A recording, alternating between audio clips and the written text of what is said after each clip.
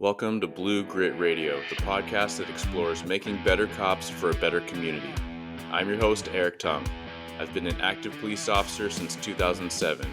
We will dive into the aspects of police culture, health and wellness, leadership, and mindset. You'll hear from experts not only from policing, but all industries as they relate to being our best with purpose, passion, and positivity. Join me as we share stories, lessons, and advice so we can all be better for ourselves, our teams, our families, and our communities. Ladies and gentlemen, welcome back to another episode of Blue Grit Radio. This is your host, Eric, and today I'm joined by Kelly Sayre. Kelly, thank you so much for coming on the show with us today. Thanks for having me. I'm excited. This is going to be a great conversation. Great reunion. And for those that don't know, Kelly and I met conversing on The Collective. And if you YouTube The Collective, there's a ton of collectives, but it is the one that's run by two awesome Canadian dudes, Sean and Chance, and just a wealth of information. So shout out to The Collective for bringing us together and having more positive conversations, which are exactly in line with what we talk about here, which is to enhance our personal performance, our family and team performance, and just create a better society, create a better tomorrow. I'm going to go cheesy there. So yeah. In like a tall order. We're going to create a better society. We got to start somewhere. Yeah, you got to start One somewhere. step at a time. Optimistically thinking, a lot of people are pretty doom and gloom these days, but I've also heard the notion that people are always doom and gloom in all the days. And so it's really our choice and focusing on what we have and where we can go with it. Without further ado, Kelly, you are an expert on situational awareness. That's a statement. I know. I was like, is that a question? Or that is a statement. There is no question. Yeah. I struggle sometimes with the term expert because there's not a lot of people doing what I do. So then what deems me the expert? Because you're doing it and you're doing it well. Yeah. Well, thank you. I think it's your humility, and maybe it's even the imposter syndrome that we all deal with in some regard. But no, you are an expert. So we spoke, I think, specifically about situational awareness on that episode on The Collective, correct? Correct. That's why that was my first episode with The Collective, and that was with you and Seb. And we had so much fun. That was another one where at an hour we could have kept talking. And we did in the green room talk for quite a long time afterwards. Yeah. And you've been back on, correct? Yeah. Host of information, so many places you can go with it. But I do just want to start with saying, hey, a lot of what you've done in the space and to be constructive for society, for communities, for women is to write your book, Sharp Women. Could you please tell us a little bit about your book? And we're going to dive in because I've made some notes and there's some points I want to hit. And if we don't hit them all, that's okay. We can always revisit. Tell us a little bit about Sharp Women, where that came from. Sure. So I wrote my book. Well, there was two reasons. The big reason was when I started my journey back in 2016, What is Situational Awareness? The only book I could find on the shelf was Gift of Fear by Gavin DeBecker, which everyone knows is or considers the Bible of situational awareness for civilians, especially females. And I loved that book. And I went back, quote unquote, to the bookshelf to get, okay, well, what else is out there? And there was nothing. It was the only book I could find. Mm-hmm. And it was written in the late 90s, still by a man. Excellent book, excellent resource. But where's the female perspective? And so I couldn't find that information. Fast forward to the pandemic hitting, and I had started my business doing trainings. Well, when the pandemic hit and everything shut down, I couldn't get out and train anymore.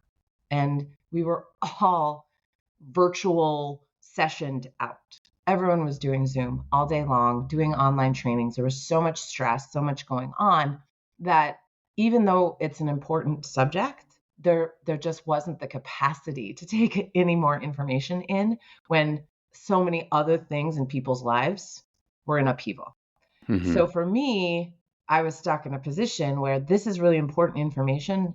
And probably from a law enforcement perspective, we saw, well, now victims are trapped with their abusers in homes when it comes to domestic violence or domestic abuse situations. They can't leave. They can't get away. What are they supposed to do? And they can't ask for help because their abuser is right there. Yeah. And so it became even more important, but how do you reach those individuals? I, at the time my business is on pause. So, and I'm married to law enforcement and the world is in upheaval And it was, okay, well, I should probably get a job. Even though this is not the time to get a job, I should probably get some sort of an income because we just don't know what's going to happen. And I wanted to stay in that threat assessment, personal safety, protection industry. Well, when you apply for a job, it's a flat piece of paper. And especially online, they're only looking at certain bullet points because they have to, narrow down their selections. So I'm applying for these jobs at retired FBI, retired law enforcement, people who have all kinds of credentialing that I just didn't have because I had Mm-hmm. just started out. I didn't have a background in law enforcement, the military, martial art, all that sort of psychology even. I was self-taught and made it through the fourth round of an interview. And I was like, if I don't get this job, I'm going to write a book. And, when you tempt the universe, that's what tends to happen. Yeah. So I ended up obviously writing a book. And it was such a great process for me because I was able to get out the stories that had been shared with me by women, the lessons learned, things that I had done wrong. Mm. I didn't want to write a book that was all focused on here's what you have to do. I wanted to share women's stories because that's how we connect, is we can relate. Oh, I've done that. I've made that mistake. Oh, okay. Glad I'm not the only one who does that or feels guilty if I'm direct with someone versus just trying to be nice to everyone. And when I was writing my book, my publisher said, well, you have to have, your first chapter, you have to hook people so they stay. Mm-hmm. So they hook. And I didn't know because the thing with situational awareness is if you avoid a physical altercation, if you avoid danger, you don't know. There's no confirmation. Well, I should Mm-hmm. say most of the time there's no Sure. confirmation. So I'm like, Yeah. how do I get a hook, a hero story if nothing happened? And what turned out is a neighboring city's police chief who knew me, knew what I was doing, reached out and said, hey, I have someone I want you to connect with. And Mm. that ended up being my first chapter individual, sharing her story with me. And when we started talking about the little things that led up to what I talk about in the first chapter, Yeah. that's where I was like, this is perfect because we Yeah. have, Was that Daria's story? yes, Daria's story. Okay. And Yeah. leading up to it, she could see, again, hindsight 2020, she could see all the little red flags or yellow flags or things that she easily brushed off because society brushes it off as, oh, they're just persistent. That's not stalking, that's persistent. Oh, they're just Mm-hmm. being really nice. They're trying to take care of you. Or is that love bombing? And so it was beautiful. She agreed to let me tell her story, obviously anonymously. And Mm-hmm. and then I was able to say, okay, so this is the worst case scenario, which we all know about, but those relationships don't start with worst case scenario physical blows. They start with small, tiny micro threats to our safety, which are boundary infractions, or infringements, excuse me, infractions against us, the controlling tactics. Yeah. And so then it led perfectly into my belief that it's not a guy thing. I'm not a man hater. I don't think it's that problem at all. It's society's constructs with how women should behave, how we're Mm-hmm. expected to behave. And if we don't behave a certain way, then, oh, that's awkward. Wait, what? Yeah. Like, Yeah. mama bear, you can be all tough and protect your kids as much as you want. You can use whatever means of violence and society will applaud you. But if you don't have children with you or at all, and you defend yourself against an attacker as an individual female, then society doesn't really know how to handle that. It feels kind of icky. Like women are Yeah. supposed to be soft and caring and feminine. And what do you mean she used violence to defend herself? Wow, if she's capable of that, what does that say about her? And it makes people uncomfortable. So Yeah. that's always an interesting thing. So being able to write this book and say, hey, ladies, it's quite okay to be direct. It's okay to enforce your boundaries. It's okay to speak up, use your voice. It doesn't always have to sound like a drill sergeant giving orders. Sometimes it's humor, sometimes it's sarcasm, sometimes it's simply doing nothing and walking away. Yeah. You have to figure out what's right for you. And so then each chapter became a theme. Are you being followed? Is Is it stalking? What is your obligation to a stranger if they are trying to interact with you? Yeah. And travel safety, and then situational awareness for kids and all that. So it was a great project, and I'm so glad that the universe laughed and made it happen. Because I learned a lot, and it's 100%.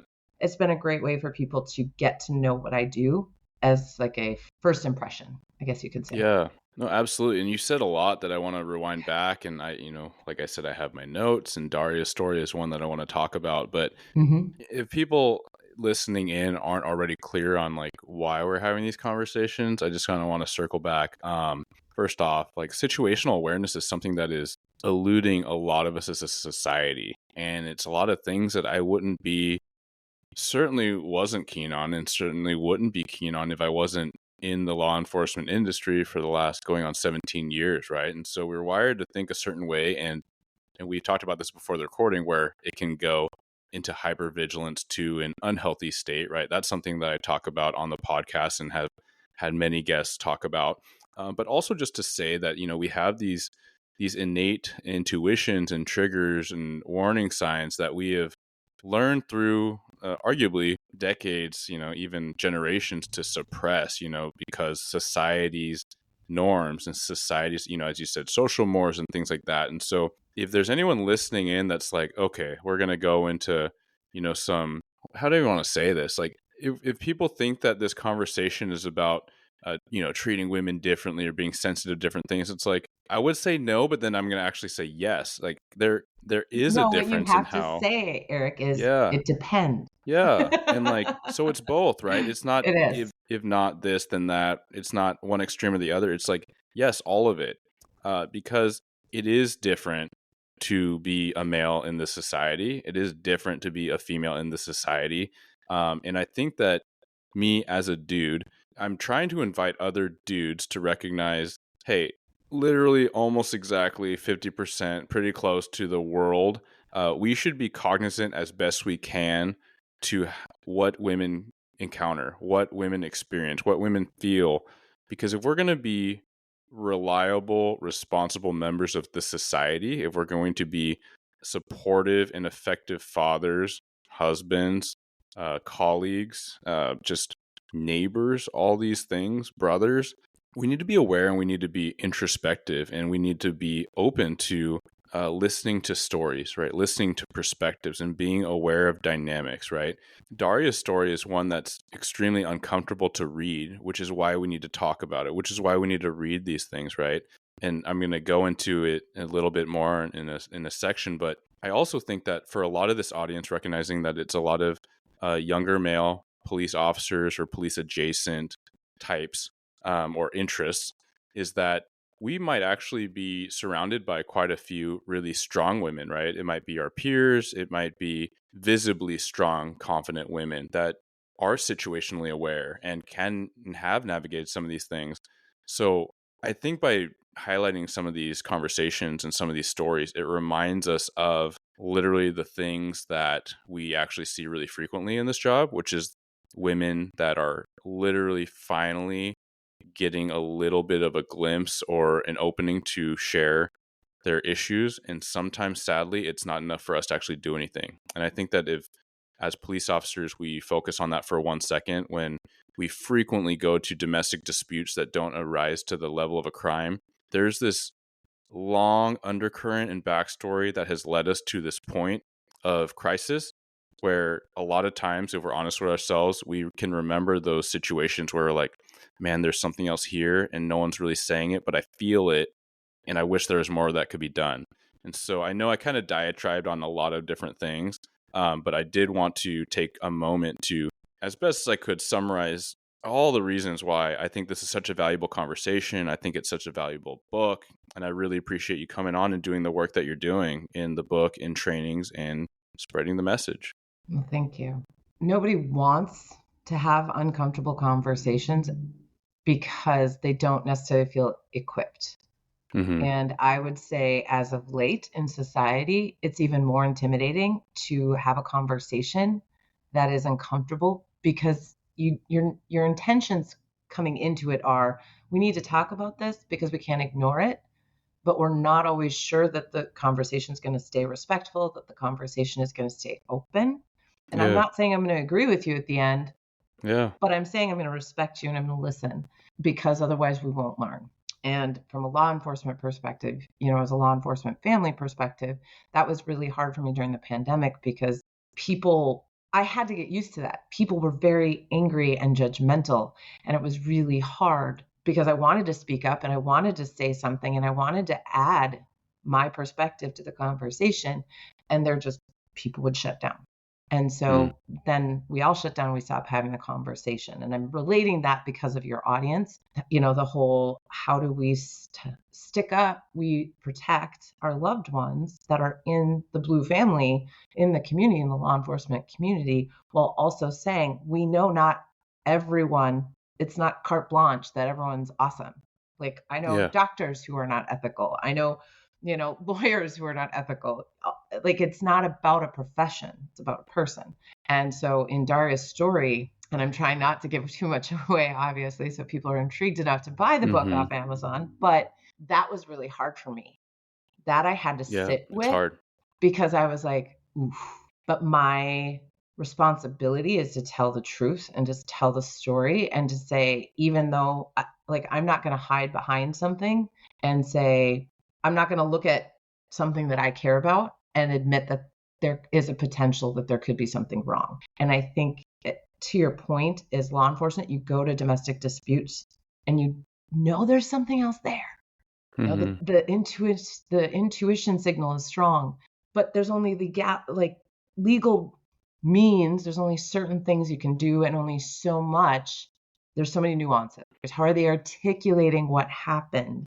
What are the emotions? Is that person still present? Do they feel like they can say Yeah. anything and be Mm-hmm. honest? So I say that all to say it's sticky.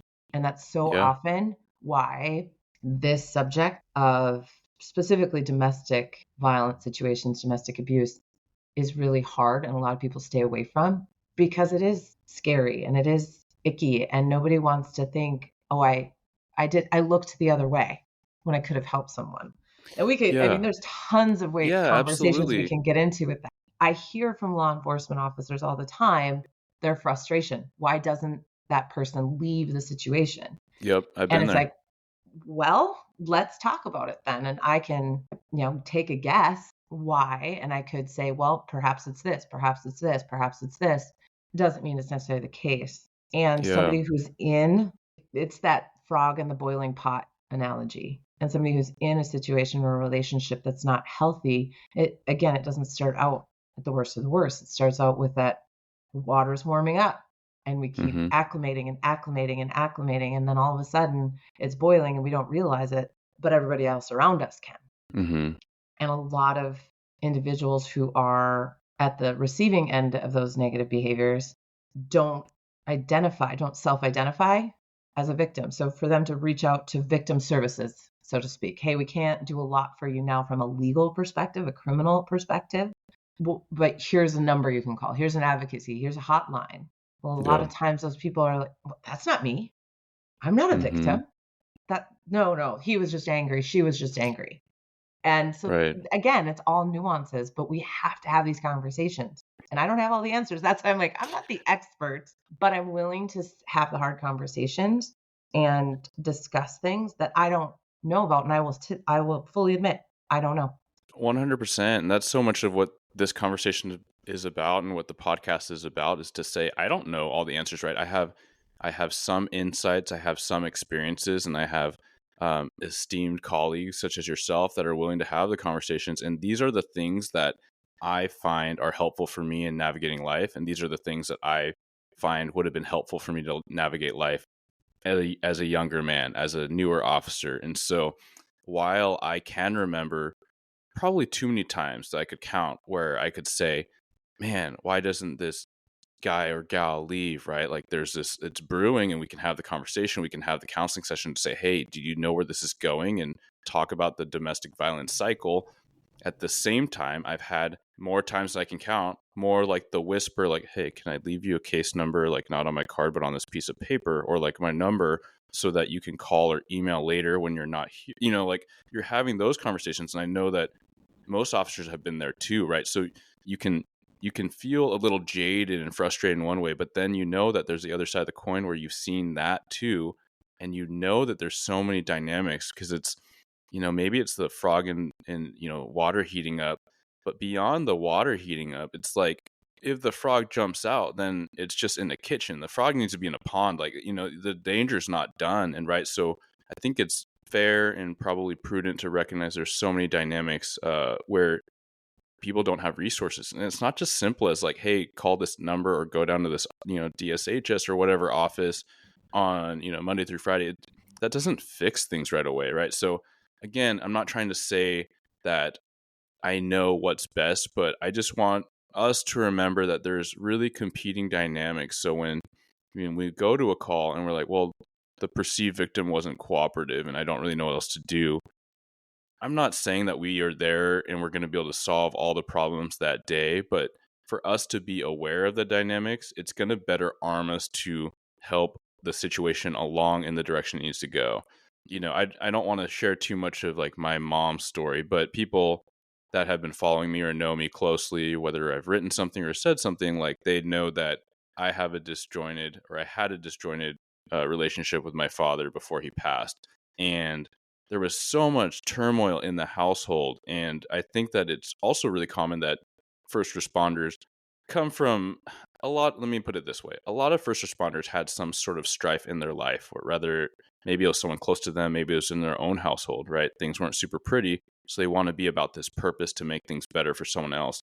So let's remember that is really my point. Like, let's remember why we got into the job and what it is to serve.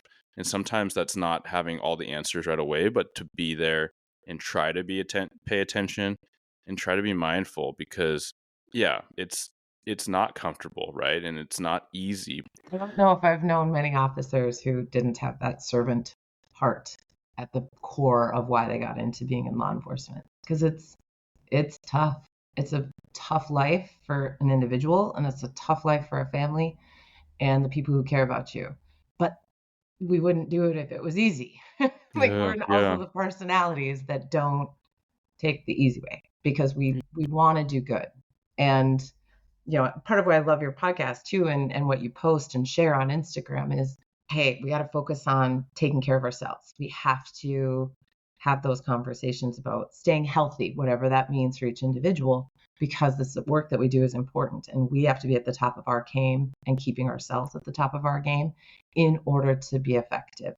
Or I shouldn't say be effective, have the most impact in a positive way.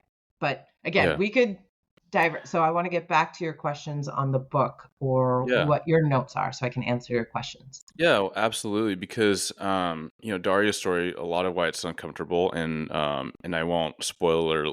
We won't go into spoilers, but her husband, as he becomes, is a cop, and Mhm. it's just a story of domestic violence. And if that makes people defensive, like, stop, right? Like, because when we get defensive, it's not helpful anymore, right? We're not moving the needle in any positive direction. I'm not saying cops are abusers, Right. but we have to recognize, like, yeah, there's doctors that are bad, there's teachers that are bad, there's cops that are bad, and that's how we make it better, right?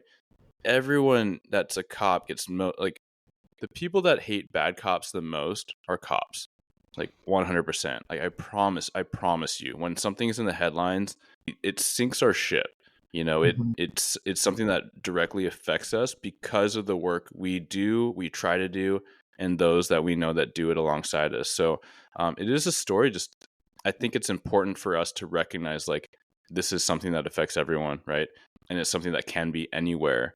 And ultimately, the focus of this conversation is not just to talk about domestic violence, but it's to talk about dynamics with women and how complicated things can be. And you break down in your book so well a lot of these nuances that, as I'm reading it, and I know a lot of quote unquote strong women, which as I say it, I don't like saying it, because yeah, women are strong. Like, what women can endure, holy cow, right? Like, childbirth, just these dynamics, these social dynamics that you talk about and that my wife's talked about, and even the posturing, right? And even how men in like a startup or a corporate environment can treat their female counterparts, and it makes me cringe. And it sucks to hear, right? Because if anyone is thinking that, oh, tongue's a feminist, like, cool. If feminism is trying to promote like our counterparts to be the best they can and support them in that, then like sign me up, right? But it's become so like politically polarizing. And so I just want to throw that out there, like, as a husband, as a dad, as a son, and as a colleague, a brother, that should be like one of our primary focuses, is to make things better for those that we care about around us. And I just think that your book has outlined so many points to that, things that we just need to be aware of. And thank you for sharing all that and putting it out there, because it's definitely, again, I was introduced to Daria and I felt like that was a God thing. That was a timing thing. This is the story I'm supposed to tell, because it makes me so uncomfortable to even have to, in my book, talk about, hey, the husband was law enforcement. Like, Hmm. oh, I want to run away from that story. I don't, but then I'd be hypocritical. Like I'm having Yeah. the tough conversations. And my hope was, by saying, I'm okay having this conversation as a staunch supporter, because it's not about the person. It's not about or what they look like or what their job title is, or how the community views them.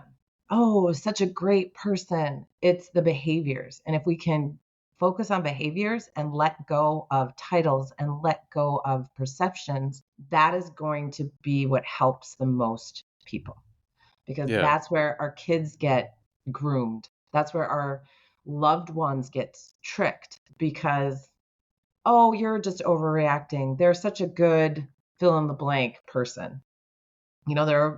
Everybody in the community just adores this person. And so then the victims of those, or the targets of any ill behaviors of that individual, it's basically gaslighting from a society perspective. Well, you Hmm. must be seeing things wrong, because over here, they're great to me. So it must be you. And that's what we have to stop doing. We don't have to, I always say, think of individuals as file folders. So if you get information about an individual that somebody had a negative experience with them, it doesn't mean you have to automatically think negatively about it. It's like a little note in the file. Huh, that's interesting information. I will keep that in mind, because I've only had good experiences with that person. But that's my experiences. That doesn't discount their experience, the person who said, oh, I didn't have a great experience with them. Okay. And you don't have to necessarily take action. But to me, if we can start being open and start saying that is a possibility, it kind of goes back to that we have to believe when people tell their stories, because we have to remember that it takes a lot for someone to come forward and being honest with their story. Again, I am blanket statement, and before any listeners are like, no, all the time, you can't believe everybody all the time. It's being curious, not being judgmental, not jumping to conclusions, which, is key when you're trying to find the truth. Yeah. No, So absolutely. And I think it's key, as you said, it's to listen, right? It's not to trust blindly everything, but like to truly listen and consider, unless you won't give it a chance. And so, I want to get into the chapter 2, right? The real enemy. And you've touched on this a little bit already, as far as what is the danger and what is the thing that we need to worry about when we're talking about situational awareness in women. And yeah, it's the social cues, it's these cultural norms, right? And if you could tell us a little bit about that and what you mean by that. I have two boys. I do not have a daughter, but I remember what it was like growing up. And I was headstrong. I was the oldest of three. My dad was an over the road truck driver. So growing up, I had a lot of responsibilities, which I talk about a little bit in my book. While that was fantastic for building resiliency and responsibility and all that, there also didn't leave a lot of room for me, for my individuality, for me to express. I had to be what my mom needed me to be, the role that I needed to play. And that's my story, but I see that a lot in women from how you're supposed to behave.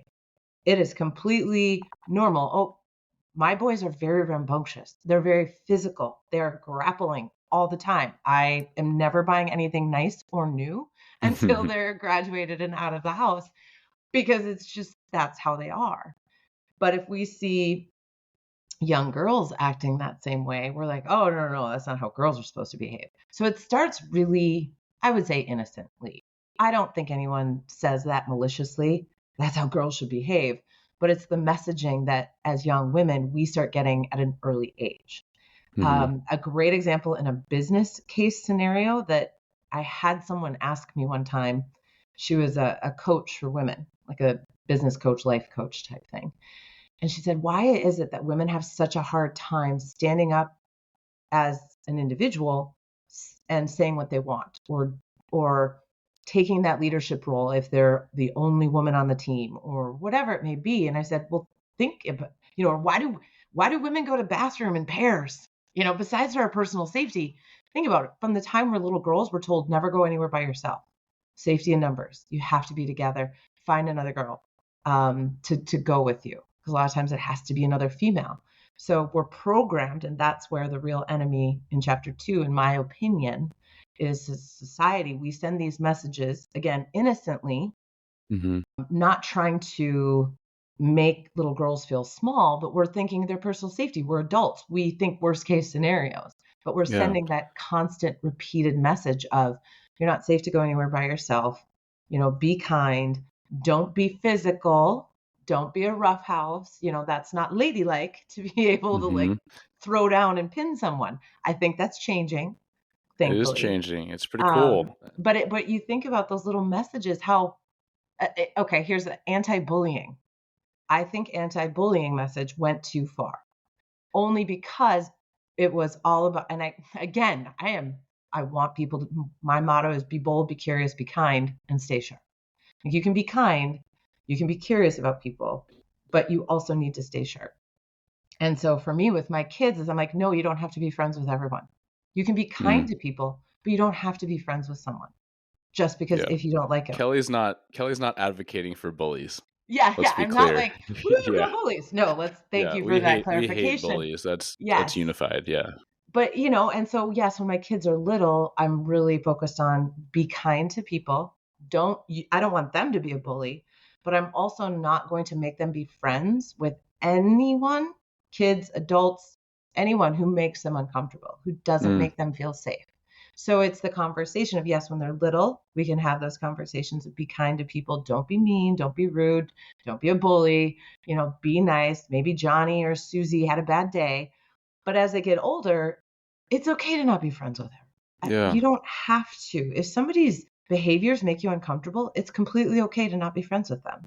And so that's where I'm saying the anti-bullying message went too far is no, we don't have to get along with everyone. We can respectfully set boundaries and enforce those boundaries. And it's completely okay.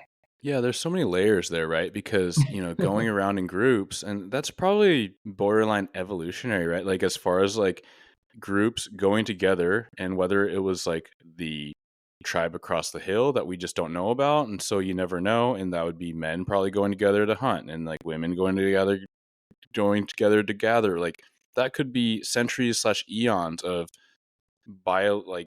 biological evolutionary kind of trends, right? And so it becomes so much a part of us and how humans interact, right? This is across the globe where we have some of these carryover cues. So it's not to say it's bad, but it's to say that, hey, there are probably angles where this develops in healthy ways, and there's angles where it develops in unhealthy ways, and the different dynamics, like what are we saying about it, and what are the trickle down effects? Even as you outline some of these social cues, I think about a lot of anecdotes that I've heard from my prior colleagues in my own family. But does the word bossy signal anything within you? I get what the social conversation around let's not call girls bossy.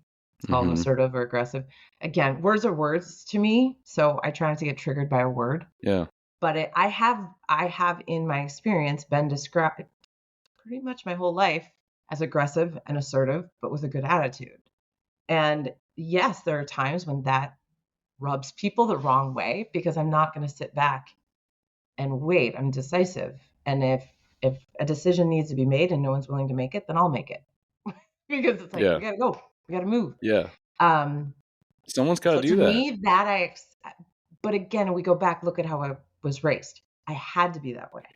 So it was actually accepted and embraced that that's how I was from a young age, because my mom needed me to be aggressive, assertive, bossy to my siblings, and to make decisions. And then once I graduated high school and spread my wings and flew, then it was, okay, I have to be my own best advocate. And that just naturally progressed into being decisive and driven and aggressive and going after the things I wanted, because I didn't expect anybody to give it to me.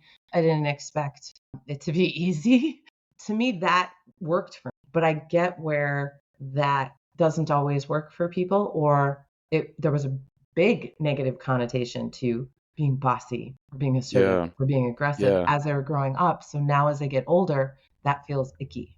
If somebody says they're bossy, they're like, oh, I don't want to. I was supposed to be nice, and I was supposed to be the Hmm. caretaker and take care of everyone else and appease everyone else. Yeah. There's such a different connotation. I think you hit it right there, right? And to recognize that the conversation for people that, what is he even talking about, is that when you say bossy, it usually gets affiliated with a confident woman. There's not a lot of boys that get called bossy. There's not a lot of men that get called bossy. They get called assertive. They get called alphas. They get called all these like Powerful positive, yeah, leaders. attributed.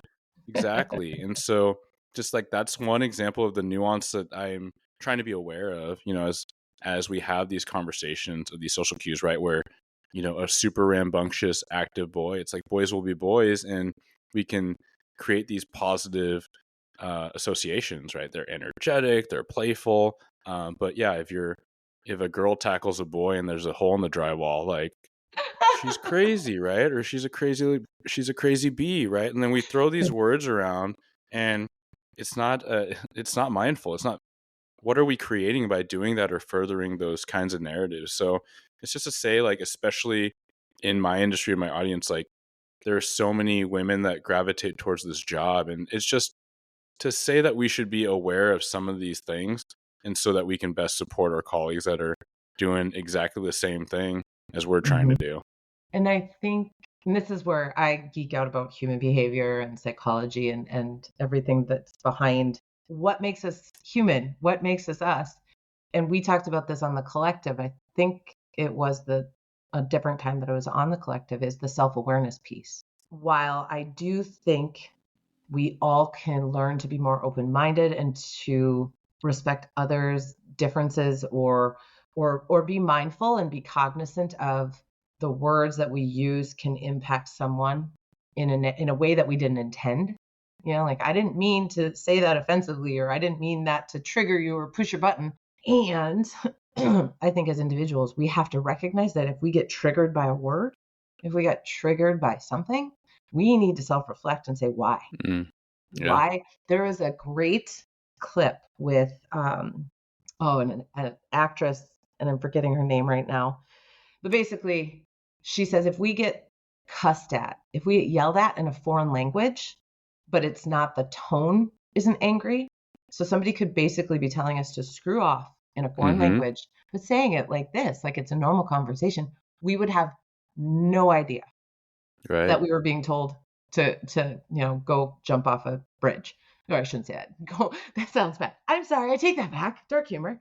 I mean, that we should go whatever, F off. And Yeah. I thought it was so interesting because it's so true. Is sometimes we as individuals associate so much meaning behind a word, and part of situational awareness is self-awareness. Why does something trigger you? And to It's like, what am I question that. assigning to this, right? Like what, and Yeah. it's Why am I giving so much im- power away? yeah, exactly. And I love that. We talk about stoicism quite a bit on this, but yeah, like how much am I releasing control of my own reactions and emotions? How much am I empowering this negativity, right? Whether it's this person or literally the word they use, they're not arming it against you. Like you're doing that. You're making it to the degree that it is. And then I get that we have these conversations. I saw, unfortunately, some of the Snapchat videos. We had riots in our city because I'm in Minnesota. We're not in the metropolitan area, the Twin Cities area, but we are not far. Yeah. And so I saw some of the vulgar, awful, hateful things that were said to our department's officers. And it was really, really tough. And I commended our officers. How could you stand there and listen to those people say those things to you? And well, they're words. I can't let that affect me. So I feel like that is something that comes up a lot in training, law enforcement training. I will say as a civilian, that doesn't come up as often. It Mm. doesn't get talked about enough. And one thing that I'm trying to say to women, and especially in my book, is your obligation. If your emotional boundary doesn't mean worried about what the other person thinks or says, like if you say something or no, I'm not interested in having a conversation, and they're like, well, you're such a stuck up, or geez, why are you, oh, you're too good for me.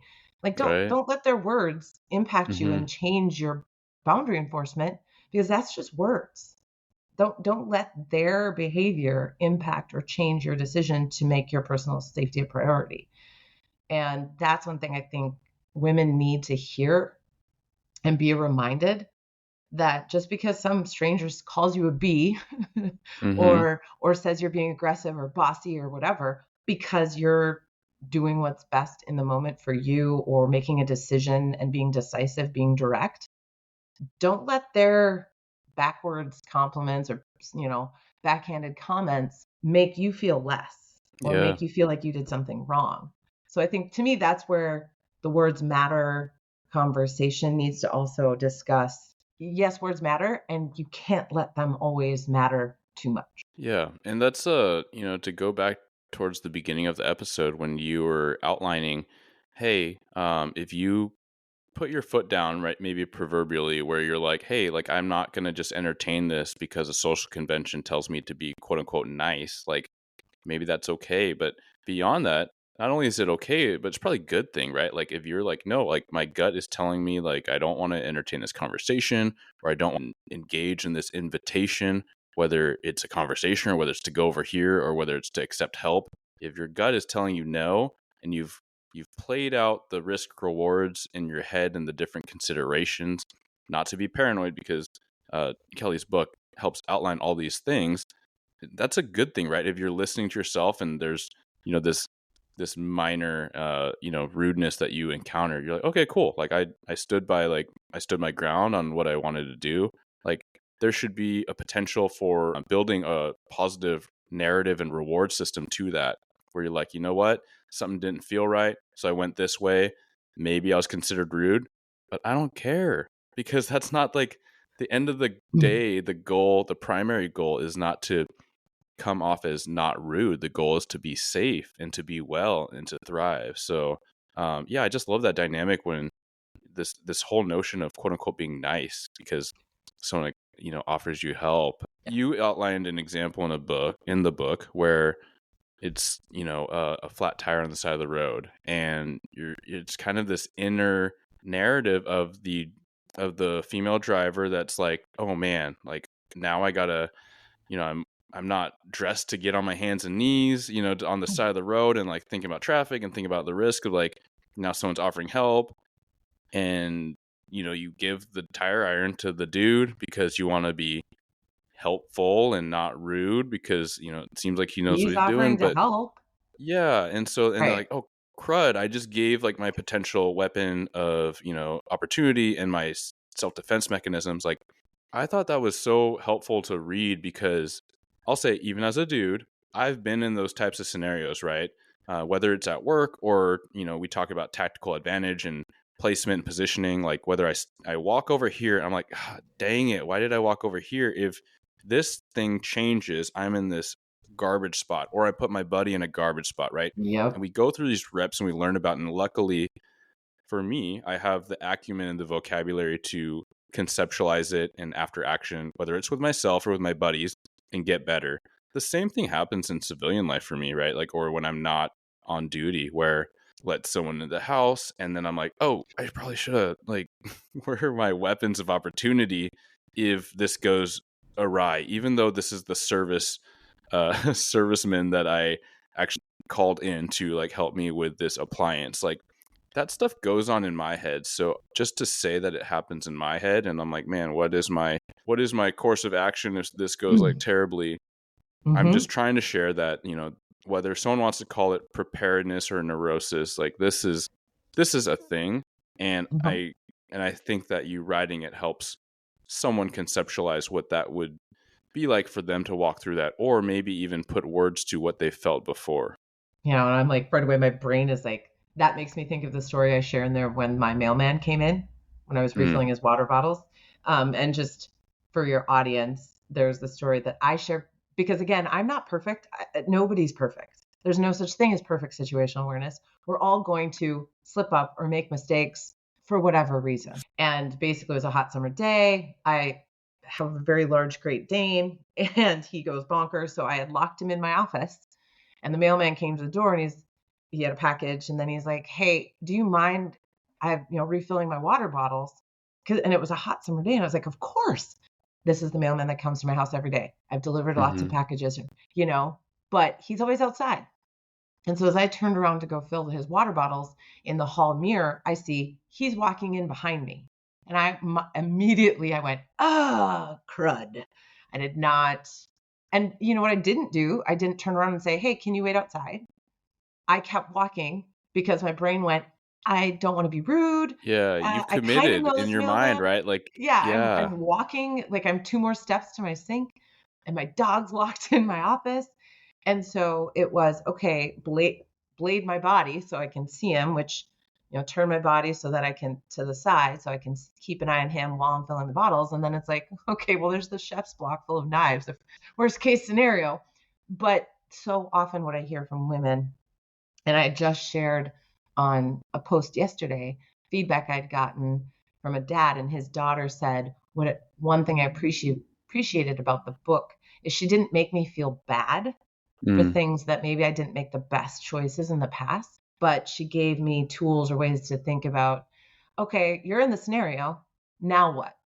Like, you're here, you made this decision, you committed.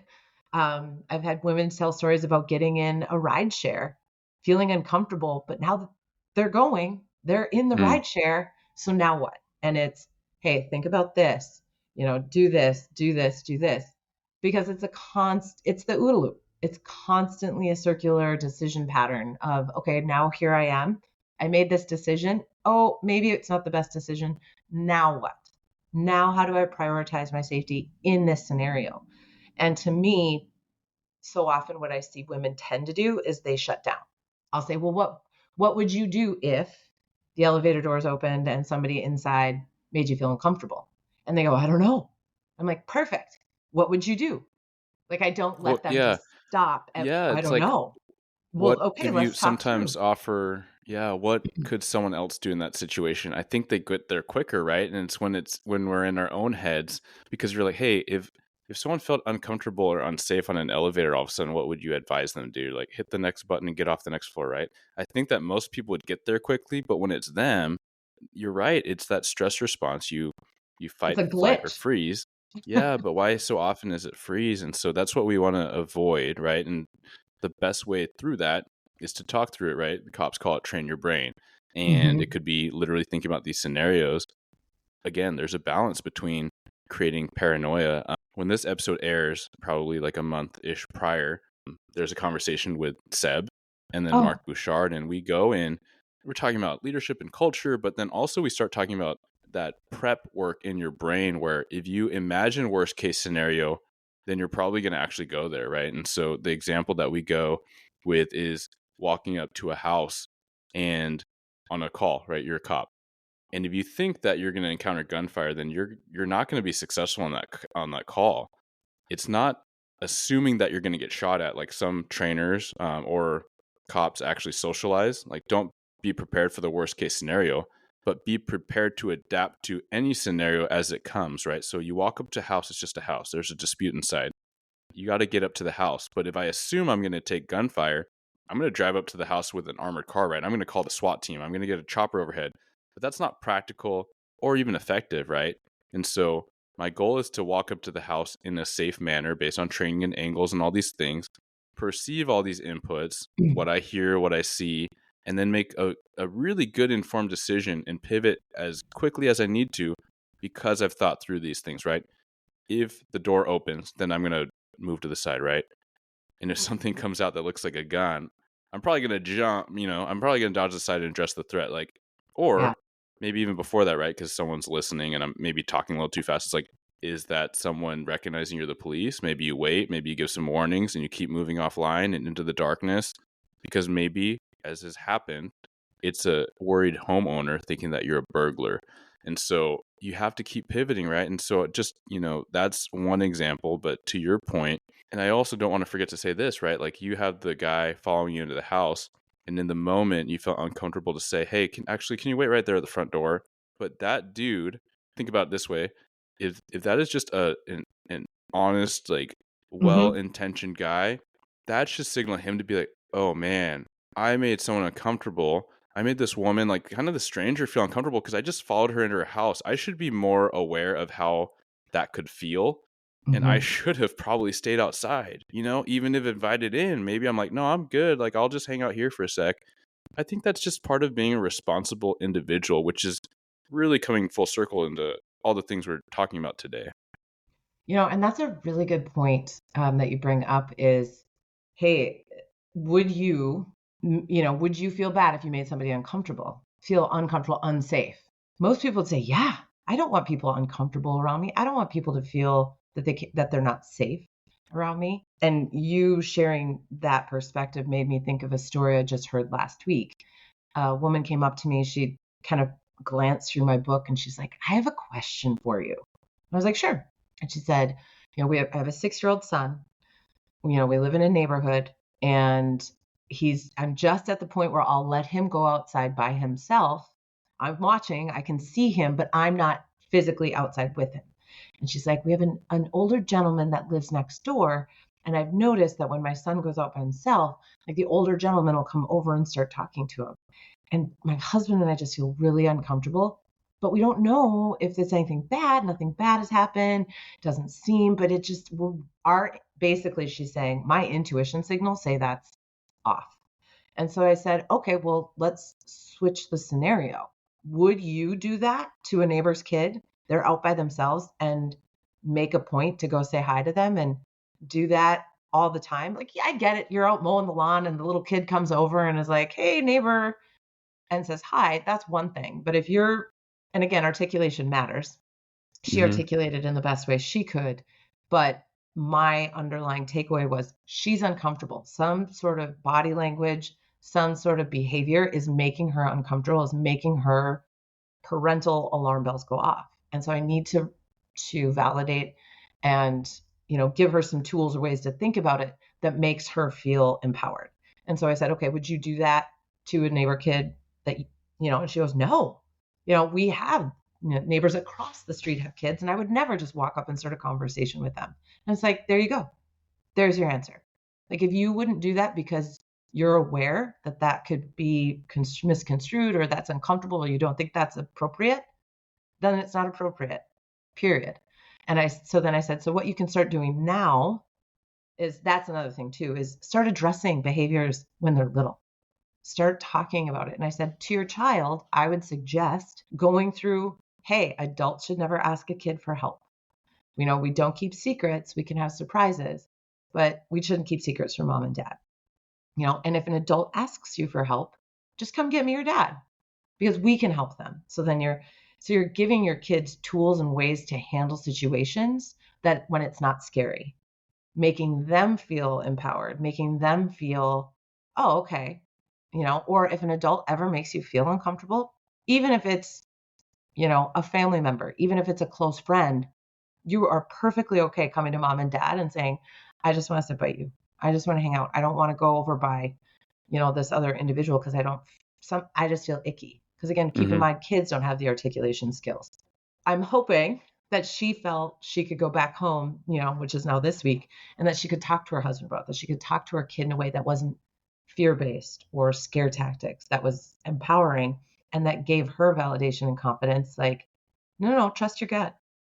If something feels off, trust that. And Yeah. then be really present and aware and try and get better at articulating whatever those nonverbals were, whatever the behaviors were that made you uncomfortable, and make notes. It was like, oh, well, we at this time, at this date, this is what I observed. Because in law enforcement, being creepy isn't illegal. You have to be able to articulate behaviors and reactions and what happened and responses in order for anyone to do further investigation, to get more into, well, what happened? Help me understand, because I only have so many reactions or responses that I can do from a legal perspective and respecting people's rights. I can't just go around saying, oh, you were creepy. Get in the back of the cop car. That's illegal. Yeah. So, but where else would she Sometimes go to you get really that wish, yeah. information? Sometimes, yeah, you got that gut feeling. You're like, there's something up here. But that's a central point of what we're talking about, right? These subtleties or these cues that they're they're signaling something in our brains, that are Mm-hmm. asking for attention, and rather than suppress, literally situational awareness is pay attention, right? Not don't judge outwardly, right? But like Correct. consider the inputs, as you say, stay curious, right? What is my bodily response, my physiological response telling me about this? Because someone that is more in this world, in this acumen of personal safety, maybe military training, law enforcement, stuff like that, where you could say, oh yeah, for sure, because the person like is avoiding eye contact, they bladed their body away, so I can't see what's doing, they're trying to do. They might be hiding something, their hands are in their pockets. Right. And so They kept one, patting their pocket like they were hiding something. yeah, Okay, and like bulky, like, civilians. People yeah, don't know to say that. yeah, they don't know that. And so just to have the conversation so that they do, again, put some vocabulary to it, help their understanding and their own self inner articulation. I think that's fantastic. I think it's going to help everyone be more safe, right? Male or female, whoever you are, Yeah. whatever your demographic, like these are things helpful for everyone. And the next layer is, again, going back way to the beginning of the conversation, is introspectiveness, right? Like to be self-aware is so huge, because if we can acknowledge that these dynamics are helpful to pay attention to, we also need to flip it and be like, okay, what might I be doing that is hindering a relationship of trust, whether you're a cop meeting a stranger or whether you're just a person interacting in the community, right? I think it's because of hearing things like this and recognizing and asking myself the question, being curious to my own demeanor, right? It's probably why I try to walk a little bit wide around people, male or female, but probably more so female if I'm just trying to pass them, in a grocery store parking lot. Like I try to walk wide. I try to make some noise so I don't startle people. If I knock on a door, I try to have my hands visible, because oftentimes I'm like knocking on a neighbor's door, and those that follow like know I just moved. And the other day there was this huge wind that kicked up and it like moves doormats, right? And like I don't know all my neighbors yet, but I have this doormat in the middle of the street, and I look down the street and there's 3 houses around me with doormats and one without. And so I'm like, I would like to return this doormat, and I think it comes from this house. However, like at the moment, I don't have my dog with me, which is like usually more comforting or like, more normal, but I'm just a dude in a black hoodie, which what could be more suspicious? So I just pull my hands out. I take my hood off for a second. I walk up slowly. I place the doormat like right on the edge of the porch, and then I just like walk away. What's the point of knocking, right? Where someone has to decide, do I want to open the door for this unknown person? Maybe they're by themselves with kids. Like, I can just avoid all that and just return the doormat and walk away. And someone might think that, like, okay, you're a super weirdo. I'm okay with it, because for me, that was some decisions and some thoughts I had as to try to navigate this situation a little bit better than otherwise, for Oh, what I it's think worth. that's brilliant. I love that you shared that story, because that too is with situational awareness. You're not always going to get confirmation that you made the best decision. You won't always get confirmation that someone was in that house when you brought back the doormat, because you didn't knock. You didn't find out. You didn't, new neighbors. So it's not like you're going to have a conversation later of, hey, did you get your doormat? I left it at your door. So you might not get confirmation, but it kept you safe. It kept the homeowner safe. to your point, was there any need to knock on the door? No. If it wasn't their doormat, they were probably like, sweet, now we have a doormat, you know? Yeah. But that's what's hard too, is we learn when we get, hey, you did a good job or no, you didn't, right? We do something and then it's like, wait, was that the right answer? Or was that the wrong answer? And with situational awareness, we don't always get that feedback. We don't get the feedback that says, yes, that was a good decision, or no, that was a bad decision. It just was. We don't talk about walking down the street safely. Those aren't the stories we tell around the campfire. We tell the stories of like one time, no kidding, there I was. So that's what's hard and what's interesting in the work that I do. And once women especially find out what I do, 9 times out of 10, if there's the opportunity for them to pull me aside and have conversations, every woman does. Every woman has a story about either something happened and she wishes that she would have listened to her intuition, which then I can anecdotally use in other trainings and presentations because there's probably other women who have scenario and she wants others to know. Or similar to the story I shared about the mom and the neighbor that's behavior's odd with her child is, well, am I on the right track? I don't want to sound like I'm being paranoid.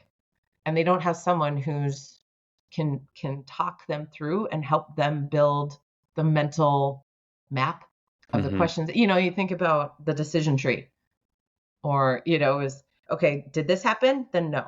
Did this happen? Okay, then yes. And then from there, did this happen? No. Did this happen? Yes. And so I'm trying to help build their own skills because I won't be there the next time something happens. We have to give people the foundational tools and knowledge to make those decisions on their own in real time, because we can't predict what's going to happen. We can't assume that we know their complete lifestyle or their complete decision making matrix in their head. All we can do is help them getting to think about prioritizing their personal safety and the questions to ask and the ways to look at things. And we as humans learn best through play. So if I can teach these skills in a non-threatening, scare tactic, fear-mongering way, but then show them, okay, see, a good example of this is in my articulation class. I have people pair up and I put an image on the screen, and I have one person who has their back to the screen and another person who's facing it. And the person who's facing the screen has to describe the image to their partner so that their partner can draw it, which is totally fun. And I put up really random images so that it's not like, oh, here's a chair. It's how do I describe this? But people are laughing. And then if there's multiple people in the room, multiple partners and teams, then they adrenalize because it's competition, because I put a time limit on it. You have 1 minute to do this. And then they start listening to what other people are saying. And then they might start guessing. And then do they know the questions to ask for clarification? You said it was an old style faucet. Well, what's old to you? How do you articulate an old style faucet? That's not enough information. And what's great is afterwards, everyone's laughing. They turn around and they're like, okay, that looks nothing like what I drew. Like, what do you mean you were describing it? That's not what you were describing. But we're laughing. And then I can say, hey, when you're trying to articulate a situation and you feel adrenalized, it's really tough. We lose our words. It's like paying Pictionary when you're like, can't everybody see what I'm drawing? And everyone's You like, just say no. the same thing over and over. Yeah. And you're like, it's this. And you're like, no, Yeah. it's not. Stop saying that word. So we can do things that help people build the skills, the foundational skills they need when it comes to their personal safety in ways that have nothing to do with personal safety, really. And that makes it fun. And then people enjoy learning, and people want to learn how to do these things. So that's a lot of what I try and do with my work, with my training, with my book, is saying, hey, I'm not going to come in here and say, if you don't do this, you will die. You will experience a traumatic event. I'm trying to come in and say, hey, you got this. And that's why I called my book Sharp Women, because I believe all of us as humans are born sharp because of our natural life preservation skills, right?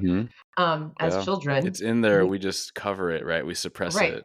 Going back to kind of that innate early civilization, the way that, survival, we all wanted to survive. And what did you need to survive?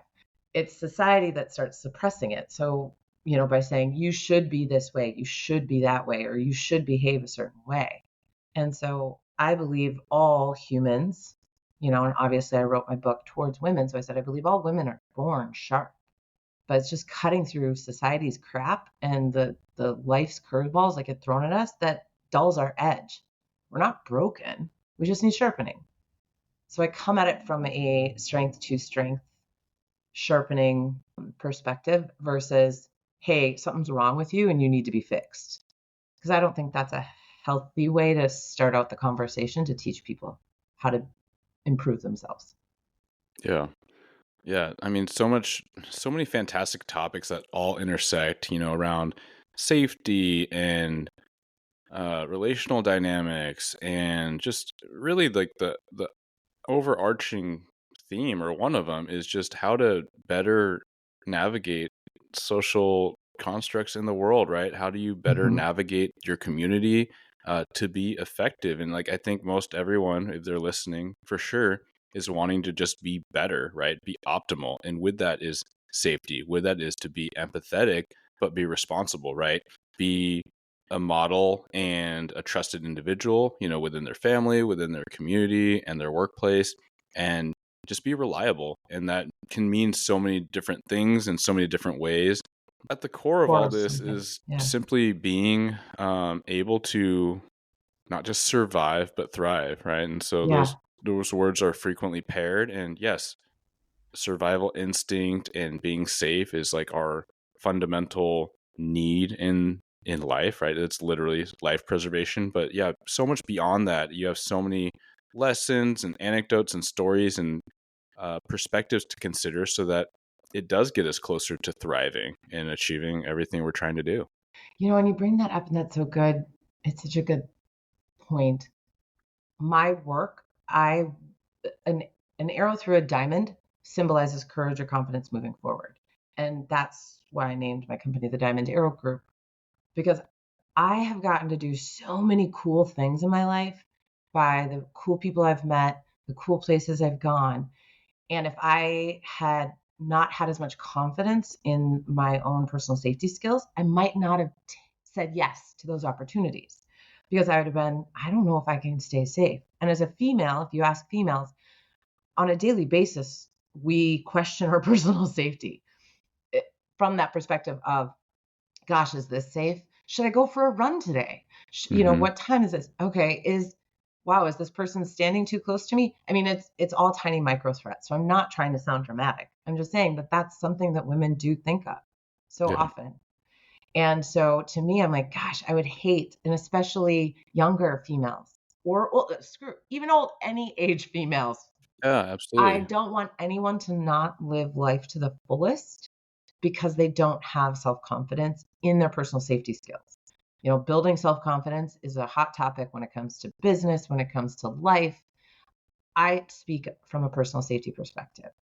And to me, if we're not thriving, if we don't feel safe, if you look at Maslow's hierarchy of needs, Mm-hmm. safety and security is right above food, water, and shelter. And safety isn't just physical, it's also psychological. And that's where I think the conversation drops off a lot of times when it comes to stalking behaviors, when it comes to cyber stalking, when it comes to inappropriate behaviors that make you uncomfortable, is that's a psychological threat to our safety. So if we don't feel safe in a work environment, if we don't feel safe in a school environment, then we can't move up the pyramid into creativity and good relationships and all of those things. So to me, this is a foundational thing that I want so many people to have. And like I've always said, I'm never going to tell you can't do something. If you come to me and you say, I want to do a cross country road trip solo, great. Let's figure out how to do it the safest way possible. I would never say, no, it's not safe for you to do that, because most car accidents happen, within what, the 25-mile radius of home. You're safest on a plane. So, Mm-hmm. and we actually had this conversation. I was with a bunch of girlfriends last night for a birthday, and we had the conversation of they feel so scared. Right now, the world seems scary. Lots of different reasons for that, but they just felt very unsafe. That the world was more unsafe now than when they were kids, because we talked about how when we were growing up, we were of the age that you came home when the street lights came on, that you jumped on your bike and you rode all over town, and you had no cell phones and no tracking devices, and your parents had no clue where you were. They didn't care if you ate or not, because they were like, you're on your own. We drank from garden hoses, all those things. Yeah. And now, as mothers, we couldn't imagine just letting our kids go out and wander the streets like that. And what I talked about, and another woman who's got some of the same interests as me, we were both like, but actually it's safer now. Like there's certain crime statistics that what we think are super scary are actually down. Right. But because of social media and because of what gets pushed out, we think it's less safe, or we think that this is going to happen if we do something. And so how do we counteract that news cycle, or what's put in front of our faces every day is, okay, all you control is you. Yeah. So if you're learning the skills to keep yourself safest, if you're making decisions that make your personal safety a priority, then you got to live life. You can't live in a bubble. I mean, you can. That's up to you. But in my opinion, that's not a way to live. Yeah, that's not what we would say is thriving. Yeah, that's not thriving. And so if I can be there, again, not saying that I meet some random person and say, oh, you should go on this, cross country hike, or, African safari, or shark cage dive, not everyone has to go to certain extremes. Not everyone's an adrenaline junkie, but sometimes it might be I did a training in New York City for a corporation, and that location, after I was done teaching, a woman came up and she's like, I don't even leave the office to go to lunch anymore. I'm too scared. I was like, really? Like, part of me was like, geez, when I got here last night, I like dumped my stuff in my room and went walking around downtown Manhattan, because I was like, I like being in the city. And the fact that she lives there every day and won't even go outside for lunch was, so that's why we have to keep that perspective. Is some people, what's a big deal to them, which would be a big growth for them, might seem really tiny to individuals who are used to kicking indoors, who are used to going up into a lot scarier situations. And so that too, I think that perspective of, you might think it's silly that somebody doesn't leave their work to go get lunch because they're so afraid of the unknown. But if you show that to them, if you're like, oh my gosh, you're crazy, you're overreacting, you're being so paranoid, that's only going to make them feel embarrassed. Versus saying, well, why? Why did that change? Or what scares you the most? Or what would you like to work on so that you can go back out to lunch? Because they'll feel validated, they'll feel heard, and then they'll feel like, hey, maybe I can start having lunch outside of the office again. Yeah.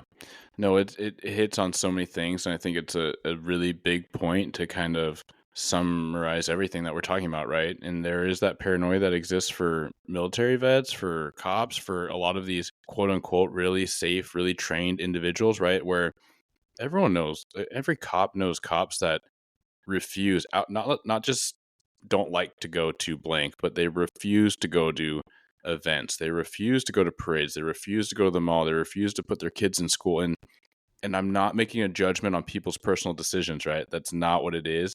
But we have to recognize that when we empower the blank, like amorphous evil that's out there, then we're not allowed to live the way we want, then that's an issue, right? And so really everything we're talking about is trying to give people the heightened awareness, develop the skill set so that they are increasingly confident, right? Because, you take a little dial back on that cop meter, or maybe that vigilance meter that I was just describing. Yeah, you have people that, for them, they don't love it, but their family wants to see this parade, and they're going to go, but they're going to be packing, and they're going to have some medical supplies, right? But that is essentially nothing's different with the moment, right? 99,000 times out of whatever the extreme majority of the time. 99.9% of the time you're going to be fine, but that 0.1% is the champ. Yes. But, and so if that helps them have, again, the confidence to navigate that fine for themselves, right? And you're talking about psychological safety earlier, and yeah, the physiological response is directly tied to our health and our stress levels, and what's going to keep us alive longer is not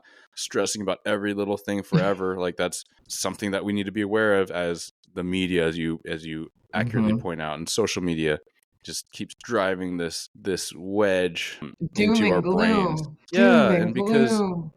yeah, and so the sky is falling, but I recently talked about this where a lot of analysts look at things like crime and hard data. Professors even can talk about this where they're like, well, it's actually never been a safer time to be alive. And actually, like, you could make an argument for politics being less polarized than before. I mean, that's nuts. Like, that one I have to kind of marinate on and digest on. But I try to be aware of that, right? Because that doom and gloom doesn't help us do any of the things we want to do and live the lives we want, right? So let's just best navigate and stay positive, because if we don't, then what's the point? And just keep moving forward. So yeah, I love this discussion, and it's so intertwined with just how to live life. Kelly, if you can share with the audience where they can find you and what you're up to, how they can get in contact with you, and we'll wrap it with that. If people want to check out more information on the things that the Diamond Arrow Group is doing and trainings that we're offering, where we're going to be speaking, the website is thediamondarrowgroup.com. And then you can find me on Instagram, Facebook as the Diamond Arrow Group. And then LinkedIn, Kelly Sayre. I always welcome connections there. What's ironic is because I'm in a unique spot, I'm trying to shift the paradigm on what self-defense is, but Mm, typically society does not look at me as a self-defense instructor because I don't teach physical skills. I teach the awareness, the pre-threat indicators, so to speak. And because of that, it doesn't really fit into self-defense, but then it doesn't really fit into mental health or workplace wellness, but yet it does. So mm-hmm. where I've found a lot of success in reaching people is in the corporate business world, because right now it's how do we stop workplace violence? How do Yeah. we prevent mass traumatic events? And so companies can bring me in because I'm bringing information and tools to that anyone can learn in a less liable way. I'm Mm-hmm. not sitting there having people do physical skills. Yeah. And so on LinkedIn, that's really become kind of that conduit because we all want to make our community safer, Mm-hmm. even if outside of law enforcement. Well, how can we do that? We have to start empowering individuals because even as officers, you know that it's that first-hand account. Hey, my son, my friend, my parent, my daughter, I saw these behaviors. Or, kids, what was just thwarted down in San Diego of a school shooting. It was kids that said, hey, these behaviors are off. We have to Mm-hmm. give this knowledge and these tools and these skills to the individuals because that's who we as experts rely on to make reports. So if we're Yeah. not teaching them what to look for, how to look for it, how to articulate it, and then what to do with that information, we're only hampering our ability to help keep people safe. That's so true. And that's where my brain went as you started talking. I was like, yeah, it's like a risk management angle, because something as simple as the see something, say something. And, as you described the corporate setting, a lot of times it's people just wanting to be nice, right? Someone just is like, oh, I'm just going to walk in behind you, even though it's a secure, sensitive area. Like, most people aren't going to challenge them. Like someone that works in HR or someone that works in like engineering, of this like huge conglomerate company isn't just going to be like, yeah, I'm sorry, where's your ID badge? It's supposed to be visible at all times, but they're Yeah, door just, surfing. yeah, just Oh, come on in. And yeah. it's a thing that, we get city training about it because it's happening all over, whether it's, corporate IT infrastructure risk or, physical risk, security threats. And so, yeah, it's a very relevant conversation. And luckily, that is somewhere where places are inviting in those conversations, because truly learning a little bit about that is going to help them be safe for their families and for themselves as they navigate, day-to-day life. And I get it. This gets back to this is not, if you avoid danger, you don't always have that confirmation that you did. And, security theater, which is basically, hey, let's put film over the glass so it's bulletproof. Let's add metal detectors. Let's add a security officer at the front door, whatever it may be, makes us feel better, but they can't be with us all the time. Hmm. And they it's not foolproof. It might make us feel better, feel like we're safer, but in the end, you as an individual are responsible for your personal safety. So to me, this is an opportunity for corporations who truly value their employees to give them the skills that not only help in the workplace environment, but also in their home life. And we saw with the pandemic and the hybrid work situation where the spillover in unhealthy relationships into workplace violence is very apparent. That's where you could no longer say that's a personal issue. It's not a workplace issue, so we're not going to touch it with a 10-foot pole. It's Right. like, nope, now we can see a direct correlation from domestic violence situations or abusive relationships and workplace violence. And how are we going to do that? We have to talk to individuals. We have to give them the tools in order to communicate to HR, to communicate to their manager. Hey, I had a girlfriend who, we just broke up and she's really upset and she keeps showing up at work. She Mm-hmm. keeps showing up at my work. She keeps calling me. She keeps messaging me, stalking behaviors. And I like to bring up the juxtapose of the sexes because so often we joke about women, female stalkers. I mean, it is society. Oh, are you dating a new guy? I'm going to stalk him on Facebook and find out all I can find out about him. We joke about it. But there's Sure. actually studies been done that female perpetrated stalking has just the same amount of propensity to be violent as male perpetrated. Mm. It doesn't matter male or female, stalking can still become a serious crime no matter what the sex is of the perpetrator. So to me, I like to bring up focusing on the behaviors. Well, that's not okay. And I know that was a boyfriend girlfriend breakup situation, which yeah, it's not in the company handbook, but there needs to be, because if this person shows up with a weapon or a tool of some sort and decides to cause damage, well, now it's on your property and now it's a big deal. So 100%. Yeah. Just I'm like, let's keep talking, Eric. yeah, no. And so unfortunately, like, and this is like a gripe about a lot of just things and industries and organizations, but yeah, sometimes you do have to spell it out that way to help people recognize that, yeah, it is your problem. Or let's reframe it. Yeah, it is your responsibility. Yeah, it is It is your a concern that opportunity. you should have. Yeah, like of course, like I'm biased, but like should you not try to make it, your workplace supportive to your people so they feel empowered and safe and capable and productive? And yeah, sadly, sometimes you do have to make it that poignant, right, for someone to recognize that it is a risk to their business, so they should quote unquote check the box, or bring someone in. We have these conversations about wellness all the time, like, hey, if you want to take care of your people, your officers, not just because it feels good, but because they're going to be doing this job and they'll do it better and they'll do it for longer and they won't quit on you, and you can do all the things you want, for your resume or for your city mission or what have you. Like, those are not Mhm. bad things, but just to say, like, it shouldn't it shouldn't be like that extreme where you have to really spell out why it makes sense, like on paper. But hey, if that gets us closer to the needle, because we all know, if we're having this conversation and listening in, that those things are extremely valuable and necessary, then so be it. Like, if that is the low hanging fruit, is it if it is the low hanging fruit to get us there, then I'll take it. Well, and I don't like to use the words devil's advocate, but I can empathize. I can understand the perspective of there's only so much time, only so much bandwidth that people have, only so many budget dollars when it comes to anything, trainings or employee wellness programs or whatever from that corporate perspective. So I'm kind of switching back to the corporate versus Sure. law enforcement perspective.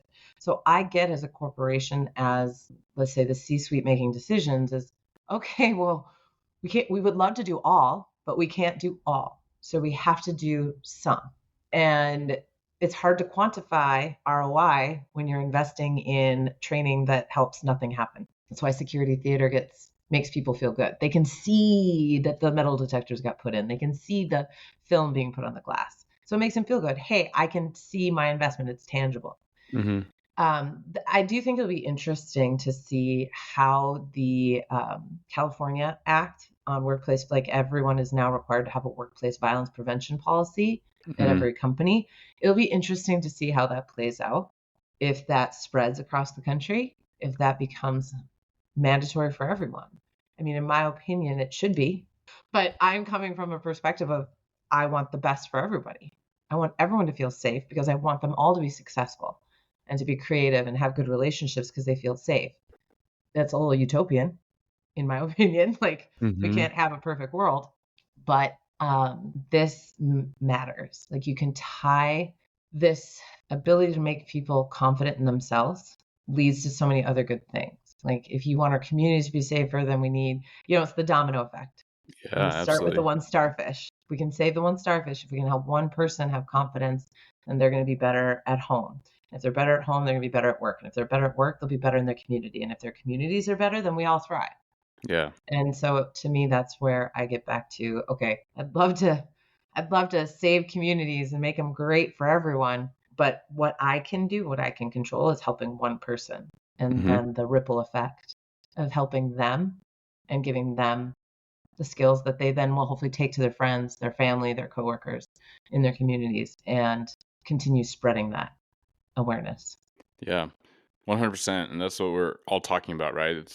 One of the taglines here is, better cops for a better community, or better cops and a better community, depending on where you check and what I feel in the moment. But yeah, no, I thank you so much for having this conversation. I think that's just like the reminder of ownership and like doing what you can and just spreading that, that ripple effect, as you say. It's so huge, and that's literally how anything awesome or amazing or fantastic happens in this world. So yeah, again, thank you so much. You're welcome. Thanks for having me on. This was so fun. I'm glad we were able to make this happen. Thanks, Kelly. Thanks, Eric. Thank you for tuning into another episode of Blue Grit Radio. As always, support this community by subscribing, giving us a 5-star review, and following, liking, and sharing posts on Blue Grit Wellness on Instagram. You can reach me there or email me at bluegritwellness@gmail.com. Be well and stay gritty.